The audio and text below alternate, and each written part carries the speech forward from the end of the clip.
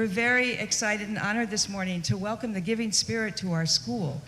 And I want to thank all of you for being open to learning about the Giving Spirit, especially the Companion Animals Project. I think you're going to find today very eye-opening, heart-opening, and mind-opening. I want to thank all the homeroom teachers and the staff and the administration for helping make this happen. I know there were hundreds of other permission slips to deal with, so thank you. I'm going to hand the mic over to our moderator, Stacy Cruz, but I just wanted to let you know we have Audra, and this is Bentley. Hi, Bentley.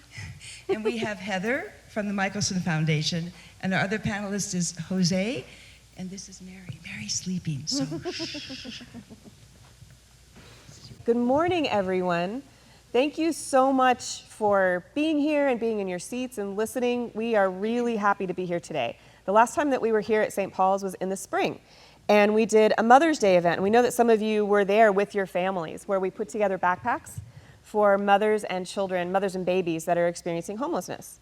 And we're here today because of your questions and because of your teachers' questions back then.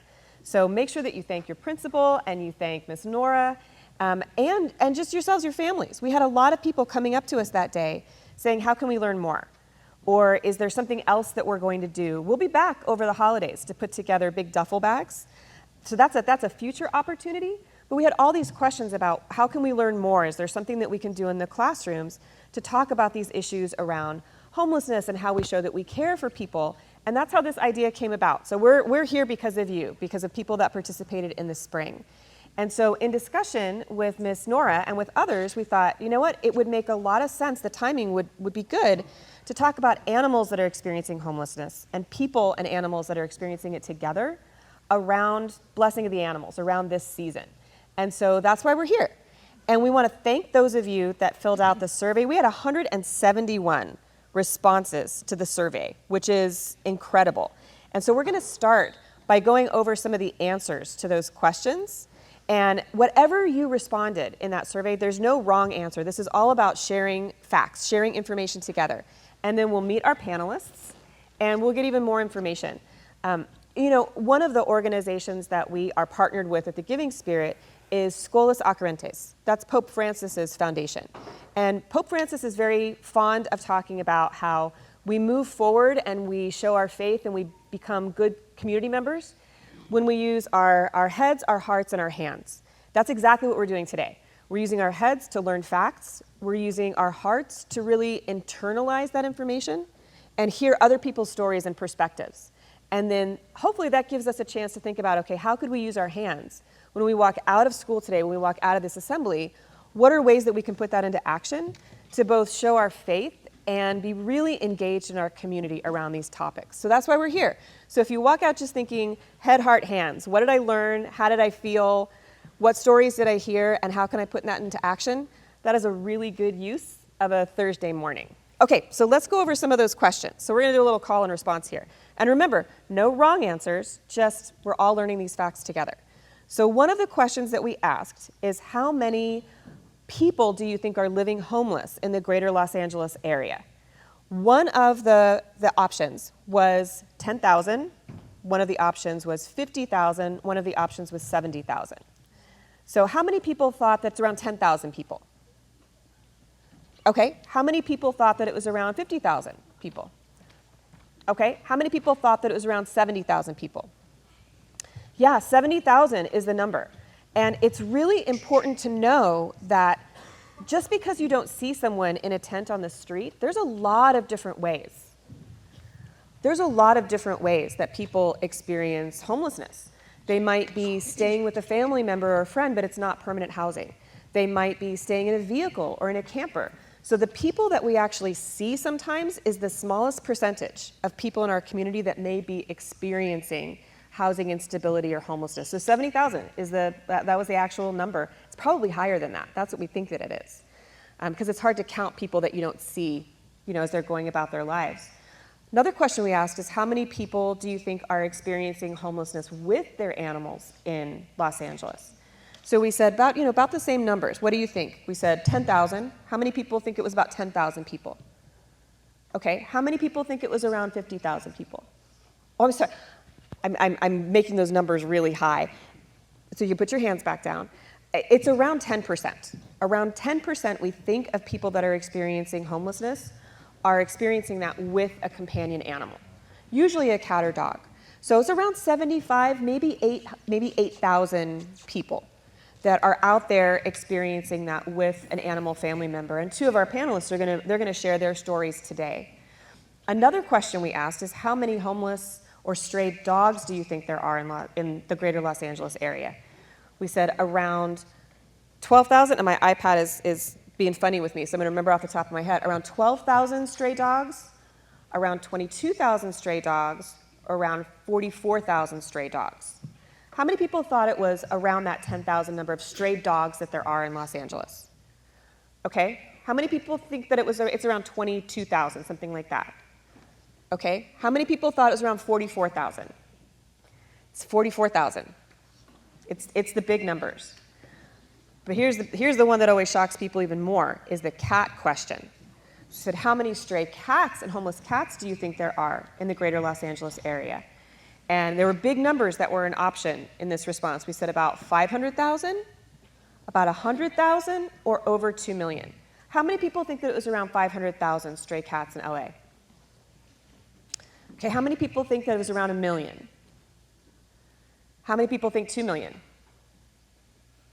Over 2 million. Do you know the estimate is that if we don't start doing something as a community to spay and neuter, we're going to talk about that more later, our expert Heather's going to talk about that, that the estimate is that in the next 5 years there will be more stray cats in Los Angeles than people living in the city, which is a pretty staggering thing to think about.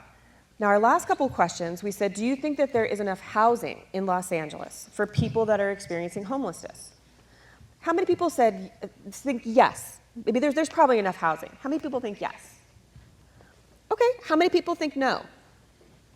Yeah, it's no. You know, I think as much as we try and as many resources are going into homeless services, right now, there isn't enough housing. There aren't enough beds for people that are experiencing homelessness. And we just all need to be really aware of that and know that when we see people that are experiencing homelessness, you know, it's not because there's a bed or a house waiting for them and they're turning it down. There may just not be enough.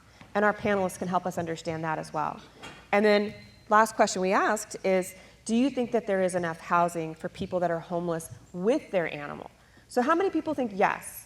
For that condition, there's probably enough housing for people that have an animal. And how many people think no?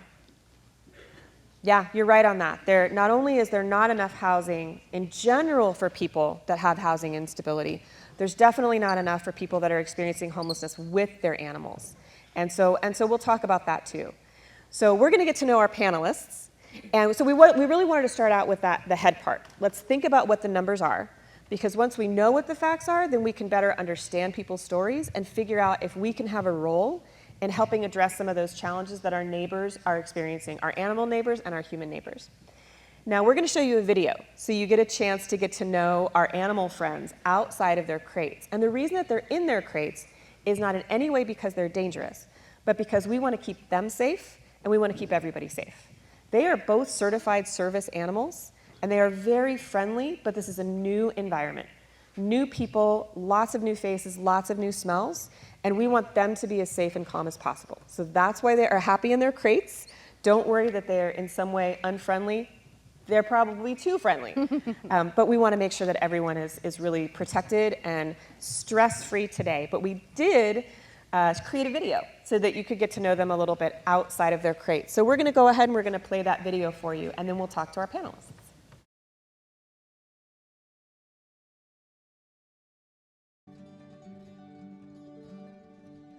Hello everyone, this is Mary Garcia, because I'm a Garcia, and she is an 8-year-old Chow Chow mix. Now I don't know what she's mixed with, but she does have a purple tongue, which is a trait only Chow Chows have, and she's an elderly dog. After 6 years old, they're considered elderly. Yeah, she's my best friend. I wouldn't know where I'd be without her. Hi, I'm Audra Renee Houston, and this is my dog Bentley Emmanuel. I got Bentley 2 years ago. He's been such a force in my life. He's been such a calm force When I'm raging inside, he'll actually hug me, he'll watch me, he'll be close to me.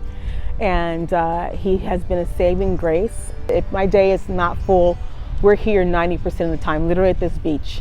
So this is like our second home. He is part of all of that that makes me whole. So I'm grateful. You knew what to do, huh?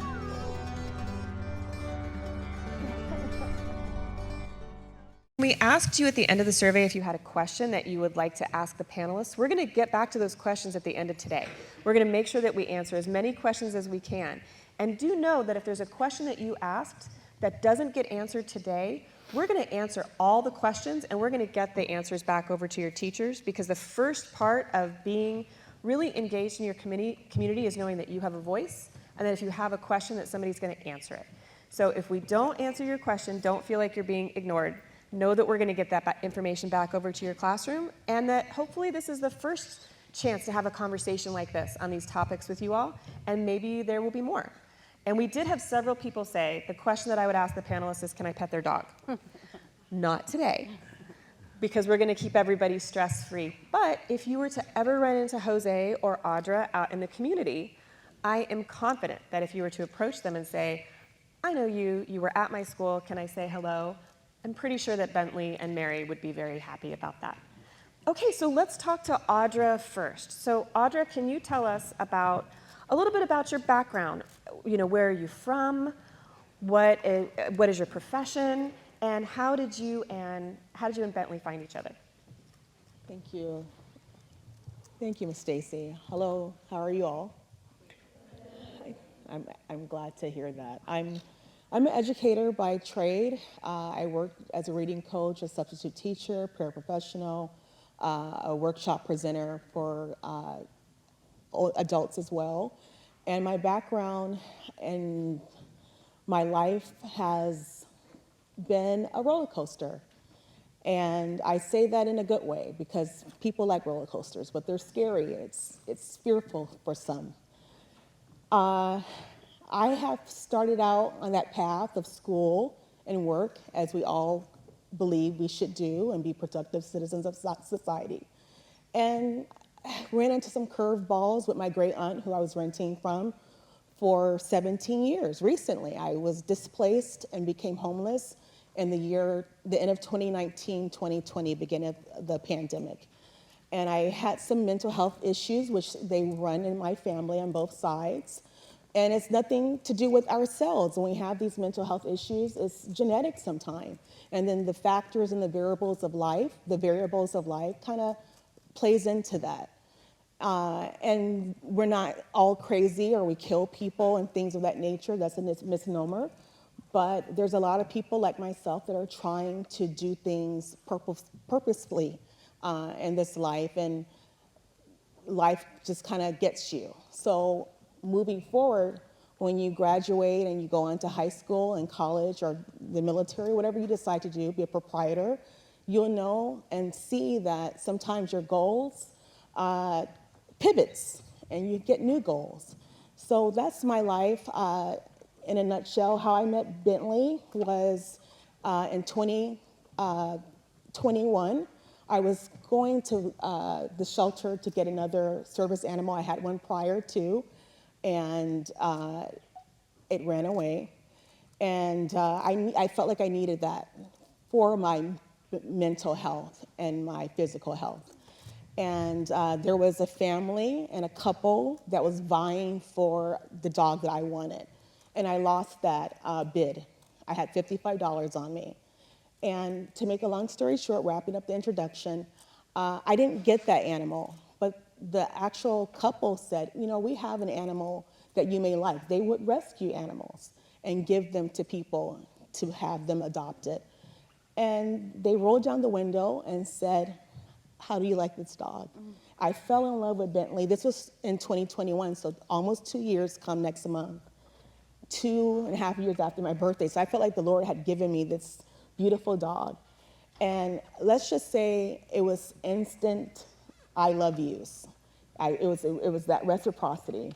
And I've been with him and he's been with me for all this time.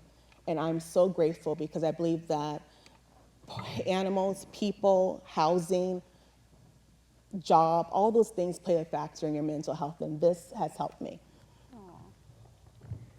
Thank you. And we're gonna introduce each of our panelists, and then we'll come back around and dig a little bit deeper into that story. But before we meet Jose and Mary, I do want us to keep that in the back of our mind, because that's really important. Some of the questions that people ask at the end of the survey, and everybody asks really good questions. The most important thing is ask what you're thinking, and we get facts together.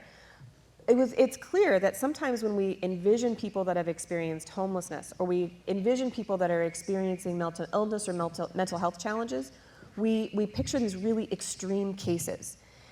But that's because sometimes we don't see people that are going to work, are trying, and that life is just challenging. So we're gonna come back and we're gonna talk about that a little bit more too. Jose, can you introduce yourself and Mary and tell us a little bit about your story? Sure thing. Good morning, everybody.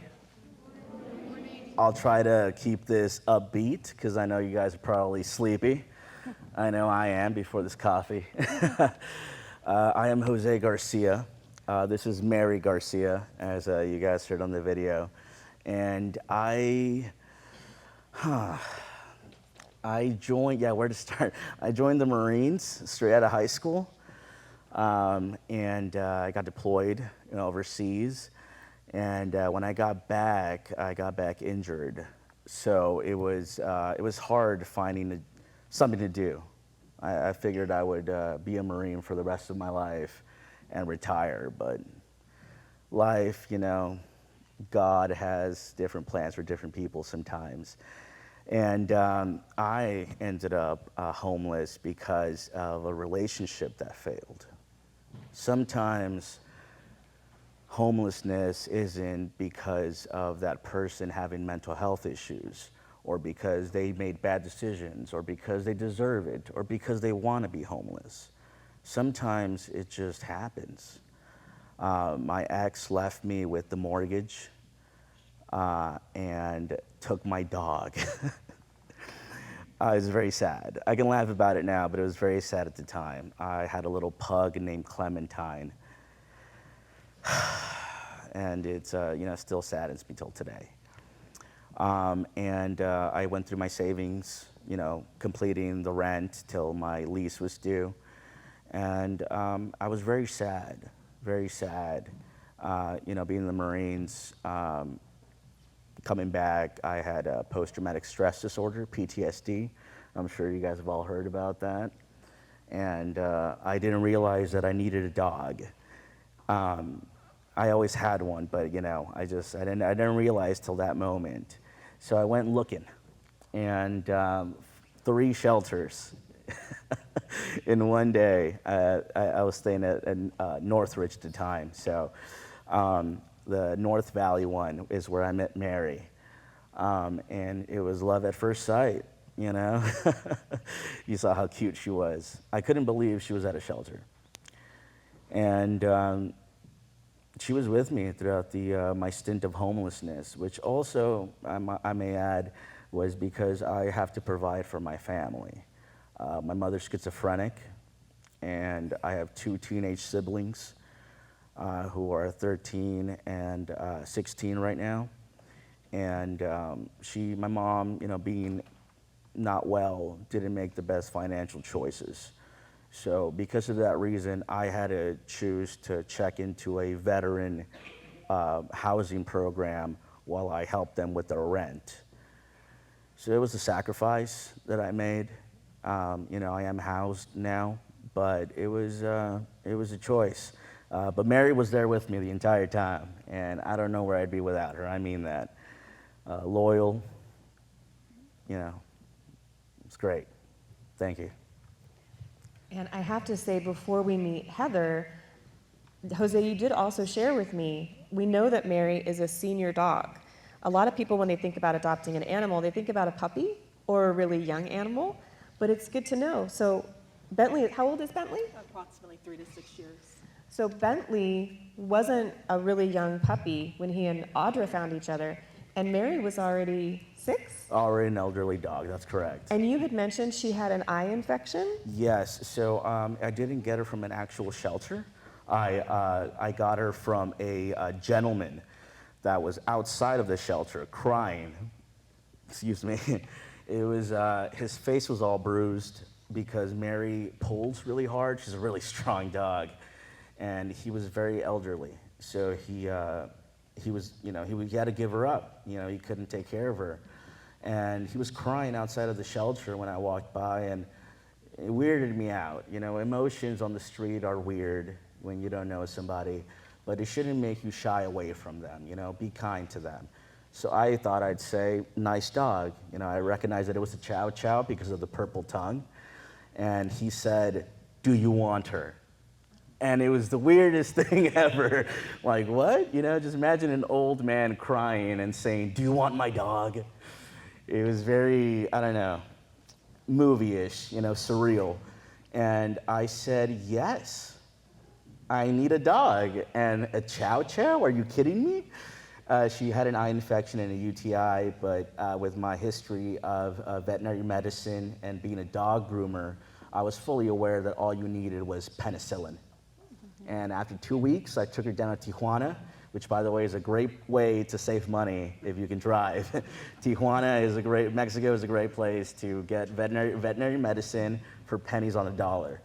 But after 2 weeks of penicillin, she was right as rain.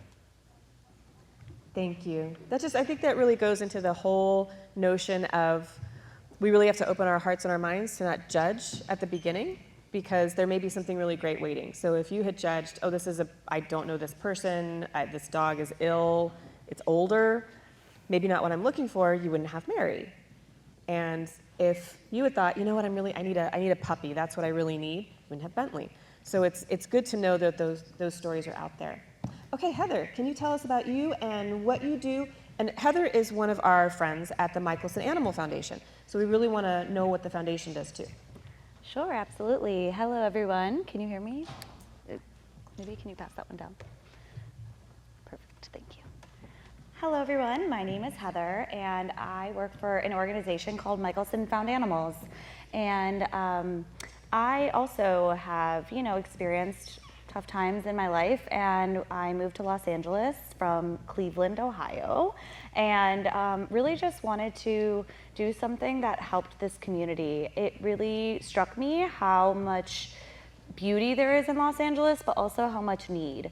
And so I decided to work for Michelson Found Animals, and we are an animal welfare nonprofit here in Los Angeles, and we like to say that we try to help on both ends of the leash. So you might think about a shelter system or animals or the strays that Stacy was talking about. Those animals need help, but without helping the people behind the animals, then we can't help the animals. So our organization has a few different programs that help people and pets. So whether it's hosting events that offer free pet food, free services, or we have an initiative where we're trying to make housing more pet friendly. A lot of people do wind up homeless because a lot of apartments in Los Angeles specifically have breed restrictions, meaning if you have a pit bull, it's a no. If your dog is over 60 pounds, it's a no. There's a lot of different restrictions that limit people from being able to rent in Los Angeles, and people will choose their pets over housing, which really says a lot about how important pets are to people, and the sacrifices that they'll make to make sure that they have their pet and that their pet is healthy and happy, and they will choose to stay with their pet in their car versus living in an apartment without their pet. So we have an initiative that focuses on that. And then the initiative that I work for helps people to work with animals who see animal care as a future career for them or something that they would like to get involved with. And it's really important to me, especially to see all your young faces, to talk about this topic and talk about animals and working with animals, because a lot of you probably love animals, and that is something that is a passion of yours. But a lot of young people don't really realize where they can take that passion. They might think a veterinarian is the only only option, but there are many options, and there are many ways that you can help animals and help people in the process without necessarily being a veterinarian. Jose also talked about being a dog groomer and working with veterinary medicine, so that's just one example of ways that you can help pets. So it's really important to me to educate people about the needs that pets have, as well as their owners and as well as our community members. And it's really important to me to be here and talk to all of you about animals and what they mean and how we can help them.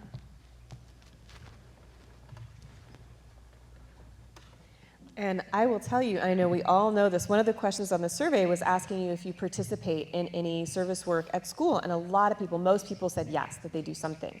Me too. I love to volunteer, and I started out as a volunteer with the Giving Spirit. And one of my favorite days every month is I volunteer with the Michaels Foundation at a community pet event. And so I know firsthand how that enriches your life, and that you just learn a lot of really good information when you're out and really putting your hands to work after you really understand stories and what's a good path forward for you. Thank you all for describing your experiences. There's a couple of threads there we want to pull on a little bit to learn a little bit more information. So one of the things that Heather mentioned was this idea that pet-inclusive housing, that it can be really difficult to find housing that allows you to have a pet. And you would think for people that have a service animal, and I'm sure a lot of us may have family members that have service animals as well, you're supposed to be able to bring them everywhere. So in your mind, that may be kind of a disconnect. Well, like, wait a minute, I understand that there might not be enough housing for everybody, but certainly if you find housing and you have a service animal, then it shouldn't be a problem, right? But that's not the case. And I know that that's something, Audra, that you and Jose both experienced. So can you tell us a little bit about that, about your experience in trying to find housing? Because I know for you in Bentley, it's been a couple of years now that you've been waiting to find someplace. What has that experience been for you? Thank you. My experience with that has been where the powers that be, typically, if you are in my position, you don't have power or money to fight or go to court and get a lawyer. You are supposed to be able to bring your support and service animal. Some people make the animal a support and a therapy and a service. So it depends on what that dog can do for you. If it's under the ADA, if it's protected by the labor laws and housing laws. And yes, people will discriminate, even with a service, support, or therapy animal. And you may have bona fide documentation, but they know that you're not going to go to court and try to sue them when you're actually trying to get housed and other things, other variables are going on in your life. I had an apartment. I thought it right in my hand. And this is recent. We're going to say as recent as 6-7 months ago. We went through the rigmarole of a voucher. I don't know if you guys know about vouchers, but sometimes there's vouchers that they have for housing, and they call it Section 8. It's a government-funded program to get you on your feet. And the paperwork that takes place with the landlord, and the landlord even wanted to charge me a pet fee, and that's illegal. If you have a service or support animal for housing and jobs, some people take the animal to the job place depending. She said that she was not going to discriminate, and that she even told me that she had family in her background that also had mental health conditions as well. So we hit it off, I thought. But at the total end, after everything was taken care of, the finances through an agency that I was working with, because sometimes you need extra money and help beyond yourself, everything's ready to go, and then they said, you know what, we're pulling out. We don't want to rent to you. I couldn't think of it for the life of me. What did I do to deserve that? In some cases, things are out of your control. They can back out. For whatever reason, they won't tell you, what the reason was. So what do? You continue to look for housing, and you learn the laws, and you kind of decide what waves you're going to make when you go out to defend yourself with a support animal and a service animals. Was that okay? Oh, that's great. Yeah, that was really helpful, because that was a question that several people asked too, and that's, if the government is putting money into housing and into services for people that are homeless, then why doesn't everybody have a place to live? Well, for one, there's not enough housing. And then sometimes it's not always easy. Sometimes you can think that you have housing, but especially if you've got an animal, even if it's a service animal, not all people are always really kind and ethical when it comes to helping people get into housing. And that's something that we really need to be aware of as community members. You all are going to go out in the world. You're going to vote. You're going to be business leaders. You may be landlords. You may have family that are landlords right now. It's really good to know how we can be compassionate when we're doing those things. And Jose, I know that you experienced something similar, but it's when you were a student trying to complete your degree program at Cal State Northridge, right? That is correct. I actually just graduated 3 months ago. Thank you.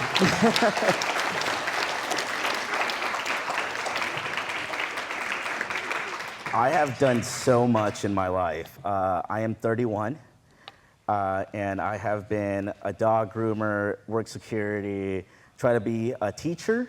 So I worked at LA's Best for a minute. I finally landed on psychology. I want to be a therapist to help other veterans. I completed my bachelor's in that homeless facility that I was talking about for veterans, where they also helped me with my post-traumatic stress. It's here in the West LA campgrounds. I'm sure you guys have passed it on Wilshire, the big property with the hospital on it. They have buildings there, and that's where I was staying for about a year for a lot of reasons. But before that, I tried to get an apartment, It's, kind of tacky to talk about how much money you make, but I have a pension. I make $4,000 a month for my service. And you would imagine with that much money, you could get a room for rent at least, if not an apartment. But you can't. They don't want to rent a room to a guy and a big dog. They only want to rent apartments. And I couldn't do that and help my family out at the time, so I had to go into that homeless program. It's illegal for them to discriminate, but I figured that if I lied and didn't mention Mary, that eventually that would also not be right. I was stuck between a rock and a hard place, lying to these landlords to get myself and Mary housed, or checking myself into a homeless program. And I don't gotta tell you guys that lying's wrong, and it doesn't feel good. So I chose to, go the tougher route. Thank you for sharing that. And Heather, you and we will go over some of the facts that people had questions about too. But there's another thing that both Audra and Jose have mentioned, and that's mental health challenges that people may be having. So Audra had her own experiences. We know that Jose shared that he came back from military service with post-traumatic stress disorder. And having service animals, we want to talk about what that has meant to you. That was a question that several people had. And aren't a lot of people that are experiencing homelessness, don't they have mental health challenges? And how can they take care of an animal? Like, do they understand their responsibility associated with that? How can they take care of themselves and take care of an animal too? That's a fair question to ask. So let's talk about that a little bit. What has having an animal companion meant for you as you've navigated your own struggles and stress? Having Bentley has been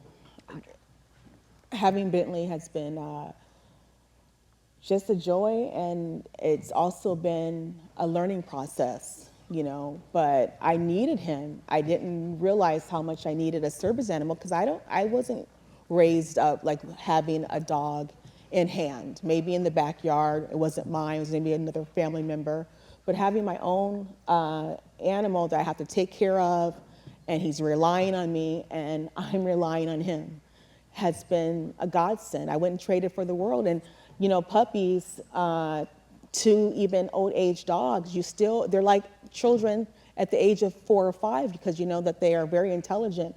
And it was an adjustment that was worth being made.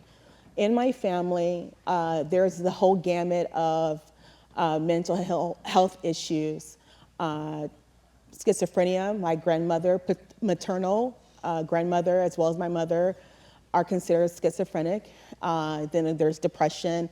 He mentioned PTSD, anxiety, and then of course you have cognitive developmental issues as well. So it's an umbrella, that mental health. I don't like to say illness because to me it's a stigma on illness. But if you say health, or a health condition, emotional, mine is emotional. And so he helps to regulate my anxiety that I have. And physically, I have my conditions as well. But to the naked eye, you wouldn't know that, So sometimes people don't have mental health issues. I want to stress that sometimes you can make wrong choices. You can go against the grain, go against your parents, your guardians, and do your own thing, and it can get you into homelessness as well. A lot of times it's not your fault. A lot of times it's mental health and other variables, other things that happen to you. But you have to take that onus and that responsibility for your part. And I felt like also a little pride in me. I was also finishing up my schooling, and I had an idea where I wanted to go. And I think that the Lord, and I am a believer, I don't want to proselytize to anybody and preach, but I think the Lord for me had to humble me as well so that I can be on the right path. So I played a part in my homelessness by not making every I dotted and every T crossed that the world says we need to make. Thank you. So that makes a lot of sense, that you may be going through stresses in your own life, and actually having an animal helps keep you grounded and helps provide that emotional support and that love. So that makes a lot of sense. That it doesn't mean it's easy. Certainly, if you're experiencing those challenges yourself, having another life that you're responsible for, that's tough. But as Audra said, that toughness was worth it for her. That's helps her be moving forward. And Jose, how about you? If you can speak a little bit to what service animals, specifically for veterans, and we know a lot of our veterans sadly are living homeless or in housing instability. What is having a service animal, how's that helpful for you and maybe other veterans as well? I have to take care of her. It is a responsibility that I have to get up in the morning to walk her, to poop and pee. Gotta feed her, make sure her water bowl is full, and it helps me be responsible. I didn't realize this until I mentioned that my ex took my dog, and I went about a month and a half without a dog, and I started to get lazy, and I started to get distracted with life and just stay on the couch. And I realized dogs and pets in general, for me personally, is responsibility. Unconditional love, that's really hard to find. Sometimes parents don't give it to you the way they're supposed to. A lot of people are antisocial and don't have friends, like a lot of us do. Fortunate that we are. And pets do that for us. And that is why I think that veterans, and just in general, people love pets so much. No one, and I mean no one, will love you like your dog or cat, because you are their entire world. Their entire world revolves around you. And I just want to say one quick thing. Similar to parenting or to having kids, there's no one rule book to having a pet. There is no one right way to be a good pet parent. There isn't, a certain way that is the only way to train them or take care of them. But if you love them, that goes such a long way. And if you show that love to them, that really has a positive effect. So even if you might be going through struggles or you are struggling with mental health, that doesn't mean you can't be a good pet parent, as long as that person is able to be responsible and take care of them. But if they don't have 100 toys, that doesn't mean you're a bad pet parent. If they don't see the vet twice a year or even once a year, you are not a bad pet parent, right? As long as you're addressing the basic essential needs, and if they are sick, that you're caring for them, then that makes you a loving pet parent. And that is why a lot of people who do struggle with mental health have pets and can have pets, because it doesn't necessarily mean that they need all the money in the world or all the resources in the world to have a pet or to be a good pet parent. That's a really good message too, and I know several people had questions about that. And in fact, one of the things that the foundation does, because this is important, what Heather just said, that being a good pet parent doesn't mean that you have all the resources in the world. It means that you're taking care of the essential things that that animal needs and that you're giving them love, and they're giving that right back to you. There are a lot of organizations in town, and the Michelson Found Animal Foundation is one of them, that provides low-cost grooming services, that provides veterinary care. So can you tell us a little bit about that, about some of those services that are available for people? Sure, definitely. And this is just what Michelson Found Animals provides, but like Stacey said, there are other groups doing this too because we all collectively see the need. So every month we host an event called the Better Neighbor Project Pet Wellness Day. And we have different providers that provide vaccines. So small animals like puppies and kittens, just like humans, get vaccinated against certain illnesses. So that way they don't attract those illnesses that could be potentially fatal. So those vaccines are a really simple way to keep your pet safe, but not so simple for people who might not be able to afford it, or they don't have, daycare for their kids to be able to drive their pet to a clinic, or their pet is scared of going to the clinic or something like that. So these events are a great way for people who need some support or need free services to come and bring their pet and get them vaccinated. We offer microchipping. Show of hands, do people in here know what a microchip is? Ooh, love that. Good show of hands. Okay, awesome. Well, for those that don't, a microchip is a small grain of rice piece of information that's implanted in a dog or cat behind their shoulder blades. It doesn't hurt them. They don't even know it's there. And it's not a GPS, but it is an informational device, and there's a scanner for it. So if your pet or if a pet gets lost, then in their microchipped, then they can be scanned and their number will pop up on a website.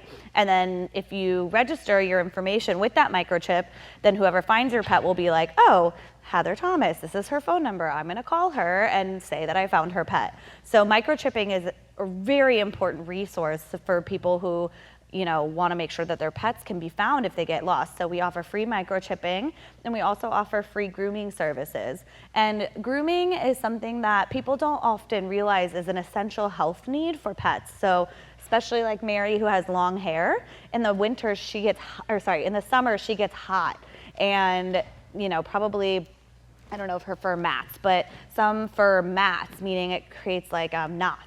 And that can be painful for them. And sometimes dogs' behavior changes because they don't feel well, because their skin itches, or because their hair mats or whatever. So getting dogs groomed, especially dogs with long hair or curly hair, certain types of hair, is really important, and we offer those services at these events. So our goal is to be able to get the word out to people who really need it. And a lot of times it's word of mouth, meaning like you guys hear about this event and then you hear somebody talking about that they need grooming. You can tell them, oh, I've heard of these events, maybe you should look it up online. And really just making sure that our whole community knows that these resources are available, so that way somebody isn't sitting at home being like, oh, I'm such a bad pet mom, I can't get my dog groomed. That shame and that those negative feelings, they're not real. You are not a bad pet mom or dad, but being able to keep the awareness that they can help their pet for free is something that we really strive to achieve. Thank you. That's actually a really perfect move into answering some of the questions that you guys asked, because there were questions around that. One of the things we asked you is what future job that you might be able to picture yourself in.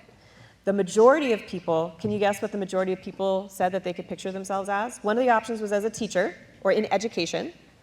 One of the options was being in social work or working for nonprofits. One of the options was being a nurse or a doctor. One was working in animal services or veterinary care. Go ahead and shout it out. Which of the professions do you think most people said that they could picture themselves in the future? Doctors, doctor and nurse, which is great. The world does not have enough nurses. The world does not have enough teachers. That was the second thing that people most said that they could picture themselves in the future, so that is wonderful. What do you think was the thing that people said least that they could picture themselves in the future? No, it wasn't social work. It was veterinary. It was animal services. That was the least. Only 34 out of 171 people said they could picture themselves in animal care. So hopefully hearing these stories makes you think a little bit about, well, maybe if I really love animals, there are things that I could do, and if I really want to support people, maybe there's a place that I could do those things together. I could work for an organization that supports animal and people. Maybe I could work in legal advocacy. Do you know what advocacy is? Advocating is supporting people, arguing for them. Maybe I could help people that have been in situations like Audra and Jose, where they're being denied housing. Maybe I could help in situations like that. There are a lot of things that you can do in animal services and well-being that aren't necessarily being a veterinarian or a vet tech. So think about that. I thought that was really interesting that was the least most reported item, was that people could see themselves as that in the future. But now let's get into some of the questions that you all asked. And a lot of the questions that you did, hopefully, I think Audra and Heather and Jose, as they've been sharing information, hopefully some of those questions have been answered. But there was a big one that I think this is an Audra and Jose question that people asked, and that is, what was the hardest part about being homeless? There's a stigma on homelessness. So the stigma on mental health, but I'll focus on what she just said, homelessness is something that has to be changed. And I hate to be cliche, but you all are the future of how you'll see homelessness as you navigate this world and journey in it. For myself, it's kept me out of certain jobs. You know, you can apply to certain places, but and they're not supposed to discriminate, and they're supposed to provide some type of reasonable accommodation, but that's hard, you know. And then of course, when I lost my, it wasn't a career, it was a job for me, as I pivot along the way because of different things. Bentley and I had to adapt, and adapting is hard. We are, as humans, we are, yes, complex beings, but we don't like to adapt, and we don't like a lot of flexibility where it takes us out of our mundane and boring lives. So I had to do that. You know, I've never been in a car before. You know, I never been on a lot. There's a such thing as safe parking. So Ms. Cruz, Stacy mentioned that sometimes you don't see certain homeless people like roaming the streets or, you know, unkempt, you know, maybe messy or dirty, and you guys say, oh, that's a bum or whatever. Sometimes we're able to go and take a shower, whether we pay for it or it's provided, laundry and different things like that. But you have to get out of your car to do those things, out of your RV or your SUV or whatever you're living in, to go to those different things. And that can cause despondency, which only means that it's just, you know, a drag, you know, it's a bummer. You know, your mental health goes down, your morale goes down, because you're having just to have enough notion and enough gumption to just go and do what you have to do to take yourself out of your predicament of homelessness for that day and kind of blend in with the world, right? Be a productive citizen. That's where you can. So cleanliness and hygiene is something that is a drag when it's not there in your apartment or your home. So don't take those things for granted. You know, one other thing has been, and just to reiterate, finding a place for Bentley and I have been given a good bill of health where I can start going back to work. I have been on disability for 8 years. And it's that, you know, and one of the drags and one of the so-called bad things about homelessness is you don't have enough finances, right? And as Jose mentioned, you know, he made some good money, but it still keeps you out of some of the apartments and the homes that you want because there's bureaucracy and red tape. They see your money, they want to look at your credit. So you guys don't mess up your credit. You know, they see, you know, it's so many different factors of why someone's not housed. They look at your credit, they look at your job history, all those different things. They look at if you have a pet or not. No, they're not supposed to discriminate. Yes, you can fight it. Yes, you may be in the right. But then before you win that case, they've rented the apartment to someone else. And a lot of times you can't really say if they discriminated because of the animal. They can have a million reasons that they tell their lawyer and the judge why they didn't, you know, place you in one of the apartments that you thought you would get. So that's my story. And really quick, because stigma is a big word that I don't know if many people in here know, but a stigma is an assumption about something that may or may not be true. But I think what Audra was saying is there's a stigma about homelessness, which means people assume that they are crazy, that they are dirty, that they are this or that. And then that brings shame to people, which makes it even harder to get out of their situation. So there's another word called stereotype, which is a similar type of word. And so think about that when you think about people who are facing this problem, not to use that stigma to make assumptions about them. That's so important. It is really interesting that that's the first thing that Ms. Audra mentioned that she said was really hard was that stigma, that stereotyping that people have. Because I think people do that a lot too when they see someone who's living unhoused with an animal. They think that that's animal cruelty or that the animal's not being well cared for, and we should not make those assumptions. We should think about how we can be supportive. What information can we have? What resources are around? What can we do to be really useful in that situation? Okay, so really briefly, and we want to get to more of the questions. Jose, what can you encapsulate what you would say was the hardest thing about your experience before you got housing? Sure thing. I was thinking about it right now while you guys were talking. I think the hardest part was contemplating giving up Mary. As an adult, taking care of other adults and children, as I mentioned, I had a balance that I would be better off giving her up. And it was months that I would sometimes think about giving her up, to a better house. I would try to convince myself, shelter. I'm so glad that, I was able to find an apartment and a job. Because that was another thing. If I gave up Mary, I could find a job. And I couldn't find a really good job because I needed somewhere for Mary to stay. If that makes sense. I was kind of trapped in a little circle of homelessness. I couldn't get out of the homelessness because I needed a job, but I had to give up Mary to get a job. So it was just the contemplating of choosing and the possibility of having to turn my back on this animal that gave me so much. But luckily it didn't come to that, so. Thank you. Okay, now we're going to answer some of those other questions that people asked so that we can really think as we're walking out about action steps, about information that we got. And now all of us, nobody can leave this room today saying, well, I don't know anyone who's ever been homeless. You do. And you know people that have been homeless with animals and what their stories have been. So hopefully, if you hear anybody else that has questions, hopefully you have some new information that you can take with you. But now we really want to think about those action steps. So Heather and I are gonna give some more facts and some more information too. So one of the questions in your survey was we had a whole list of things and we said, what are of these things, what do you think are ways that you can show that you care about animals or that you can be a good community member? We said things like donating to a rescue organization. The majority of you said, yeah, absolutely, that's a good idea. We said things like feeding stray cats or dogs. Lots of people said, absolutely, that's a really good idea. We added something in there that we thought you might not have heard of before because we were curious if anybody would say, that sounds like a good idea. We said trap, neuter, and release. Very few people. The truth is, all of those are really great ideas. Everything that we listed, there wasn't a bad idea among them. But I think maybe a lot of people don't know what trap, neuter, and release is, and it's really important that we know because we don't want 3 million stray cats in Los Angeles. So this is good information. Who knows what trap, neuter, and release is? Does anybody, have you heard of it? Yeah, you know what? I think that's really unusual. I think in a room full of adults, if we ask that same question, I think fewer people than you would raise your hands. Most people don't know.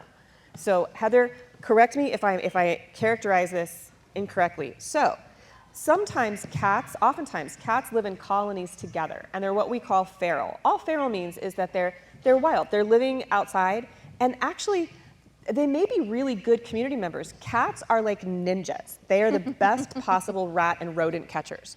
So healthy cats can actually really help. They can help us in a community. But what's not helpful is if they keep on having babies. That's a problem. That's why we have so many stray cats. So you can spay and neuter a dog and cat. Ms. Heather talked about that there are nonprofits that help with that if cost is an issue for people. And all that means is that animal isn't going to be able to have babies in the future. Doesn't hurt them, it just means they can't have more babies. So what trap, neutering, and releasing is you can call organizations that specialize in this. And they'll bring out cages, they'll bring out crates into your neighborhood and help safely trap cats, take them in, get them veterinary care, spay them, and then release them back where they were found. And that's a really great way to help control the cat population, and it is a way to show that we care, because we want animals to be healthy. We don't want them to spread disease. We want them to be healthy where they live, and we don't want them making more cats, millions of cats, over the next 5 years. Is that a good way to describe that, Heather? Yep, absolutely. Yeah, I think that's perfectly said. And I think that, how many of you guys have seen stray cats in your neighborhoods? Yeah, I figured. Yeah, we have a lot of stray cats in LA, and we also have a lot of cats in shelters. And for those of you who have been in a shelter in the last year or two, they're overcrowded, we say, and that means that there aren't enough kennels or cages for the number of cats that need homes. And so by minimizing the number of stray cats that there are, by making sure that these cats don't continue to have babies, is really important. There's something called kitten season, and in LA it's longer than most places, but biologically cats reproduce when it's warm outside because they know their babies will survive. When it's cold or raining and stuff like that, cats biologically will not reproduce. So because it's warm in LA all the time, kitten season here is from like March till November. So that means March to November is when you guys are gonna see the little kittens in your neighborhoods all the time. And then those kittens become feral, and it's just this never-ending cycle. Right, exactly. It's a never-ending cycle. So TNR, trap, neuter, release, is an effective way to make sure that the stray animal population doesn't continue to grow. But there is a distinct difference between feral cats and domesticated cats. Every kitten has the opportunity to be domesticated, but once they're an adult cat and they've lived a certain way for a long time, if they've lived outside pretty much their whole life, it's often really hard to domesticate them and for them to want to be around people and be loved by people because they're used to the crazy street life. So, and that's okay. It's really not a problem to have stray cats as long as they're fixed and safe. And have those vaccinations too. Right. So, and you know what? We've only got a couple minutes left, so I guarantee you that everybody in this room has heard of and possibly visited, maybe multiple times, one of the most successful businesses in the world that has had a trap, neuter, release program since the 50s, the 1950s. Does anybody have a guess? Petco. Good guess. That was a really good guess. Good guess. Not it. You know what it is? Somebody else want to guess? Anybody want to guess?